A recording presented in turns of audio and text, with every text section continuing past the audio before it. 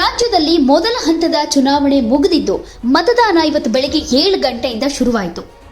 ಮೊದಲ ಹಂತದಲ್ಲಿ ಉಡುಪಿ, ಚಿಕ್ಕಮಗಳೂರು, ಹಾಸನ, ದಕ್ಷಿಣ ಕನ್ನಡ, ಚಿತ್ರದುರ್ಗ, ತುಮಕೂರು, ಮಂಡ್ಯ, ಮೈಸೂರು, ಚಾಮರಾಜನಗರ, ಬೆಂಗಳೂರು ಗ್ರಾಮಾಂತರ, ಬೆಂಗಳೂರು ದಕ್ಷಿಣ, ಬೆಂಗಳೂರು ಉತ್ತರ, ಬೆಂಗಳೂರು ಕೇಂದ್ರ, ಚಿಕ್ಕಬಳ್ಳಾಪುರ ಹಾಗೂ ಕೋಲಾರದಲ್ಲಿ ಮತದಾನ ಮುಗಿದಿದೆ.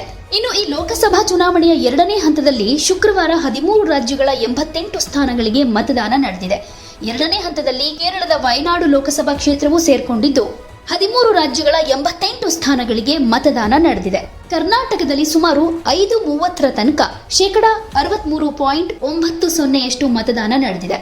ಉಡುಪಿ, ಚಿಕ್ಕಮಗಳೂರು 72.13%, ಹಾಸನದಲ್ಲಿ 72.13%, ದಕ್ಷಿಣ ಕನ್ನಡದಲ್ಲಿ 71.83%, ಚಿತ್ರದುರ್ಗದಲ್ಲಿ 67%, ತುಮಕೂರಿನಲ್ಲಿ 72.1%, ಮಂಡ್ಯದಲ್ಲಿ 74.8%, ಇನ್ನು ಮೈಸೂರಿನಲ್ಲಿ 65.85%, ಚಾಮರಾಜನಗರದಲ್ಲಿ 69.6%, ಬೆಂಗಳೂರು ಗ್ರಾಮಾಂತರದಲ್ಲಿ 61.78%, ಬೆಂಗಳೂರು ಉತ್ತರದಲ್ಲಿ 50.4%, ಬೆಂಗಳೂರು ಕೇಂದ್ರದಲ್ಲಿ 48.61%, ಇನ್ನು ಬೆಂಗಳೂರು ದಕ್ಷಿಣದಲ್ಲಿ 49.37%, ಚಿಕ್ಕಬಳ್ಳಾಪುರದಲ್ಲಿ 70.97%, ಹಾಗೆ ಕೋಲಾರದಲ್ಲಿ 71.26% ಮತದಾನವಾಗಿದೆ.